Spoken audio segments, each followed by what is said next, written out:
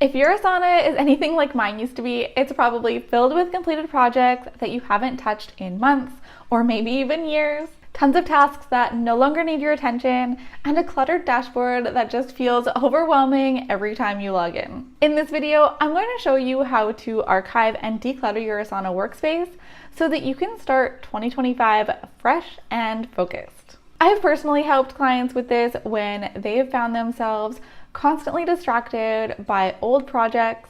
It can make your mind feel like you can't focus because there's always some outdated task staring at you. So it's time to clear out the clutter, archive all your completed projects, and get organized. I can't even tell you how much clarity and mental space it will give you.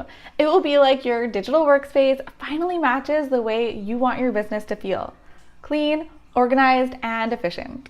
And in today's video, I'm going to take you through how you can do this for your Asana account. By the end, you'll have a totally refreshed Asana account ready to help you tackle your goals next year. We'll even get into some tips on how to organize your active projects so you can stay on top of everything with less effort. Hi, I'm Samantha, here to help you organize and systemize your business operations so that you can save time, mental energy, and focus on what you love to do. Whether you're a solo entrepreneur managing all the moving parts of your business or someone running a team, having a clean and organized Asana workspace is crucial for staying productive and stress-free. So let me know in the comments, have you ever archived a project in Asana, or is it something you're just now considering? I'd love to hear how you currently keep things organized and if you've already started clearing up the clutter for the new year. All right, let's dive into this in 3 simple steps. The first step to clearing the clutter in Asana is to archive any completed projects. Archiving is great because it removes projects from your main view without permanently deleting anything. That way, you can always go back and reference old projects if you need to, but they also won't clutter up your active workspace.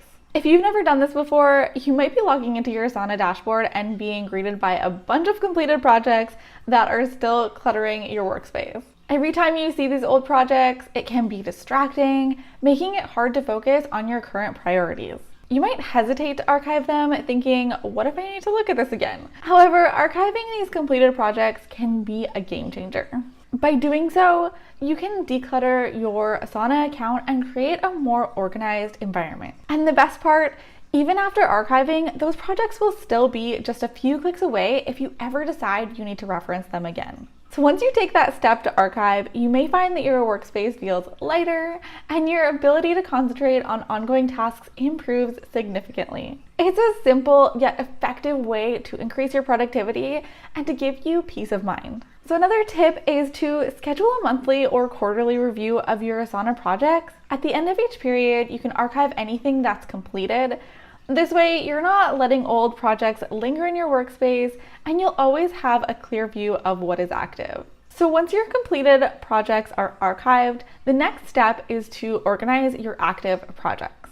Now, this is where things get fun because you're essentially building the foundation for how your next year will run. A well-organized Asana account means you can easily track progress on current projects, collaborate with your team more effectively, and always know what's coming next.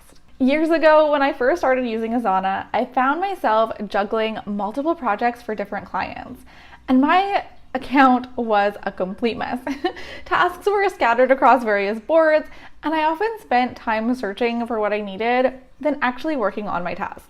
Over time, I developed some really effective organization strategies for Asana that completely transformed my workflow. I began categorizing my projects and restructuring everything. After refining this process, everything clicked into place, and now I can easily see what needs my attention each day without getting lost in the shuffle.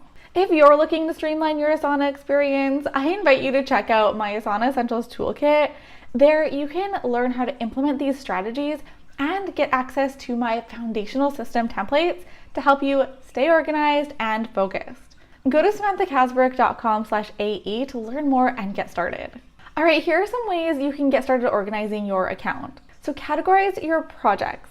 Think about the different areas of your business and start separating your projects into those categories. You can also use color coding. Highly recommend color coding your projects to quickly identify which category they belong to. This way, when you glance at your calendar, it's instantly clear where your focus needs to be. And once your projects are categorized, prioritize your tasks within each project. Identify your top 3 to 5 tasks for the week and make sure they're at the top of your list. This keeps you from getting overwhelmed by the dozens of smaller tasks that are always floating around. All right, now that your completed projects are archived and your active projects are organized, the final steps is to declutter your tasks. So over time, we all accumulate a ton of tasks in Asana. Some of them get completed, some fall through the cracks, and others just become irrelevant. Let's clean that up. So here's how you're going to declutter your tasks. First, delete or mark tasks as complete. So you're going to want to go through each project and identify any tasks that are no longer relevant. For example, if you have a task that's been sitting in your to-do list for months and it's no longer necessary, just delete it or mark it complete. There is no point in keeping unnecessary tasks around. They are just mental clutter. Next, you're going to merge or combine duplicate tasks. Sometimes we accidentally create duplicate tasks in different projects, especially when collaborating with a team.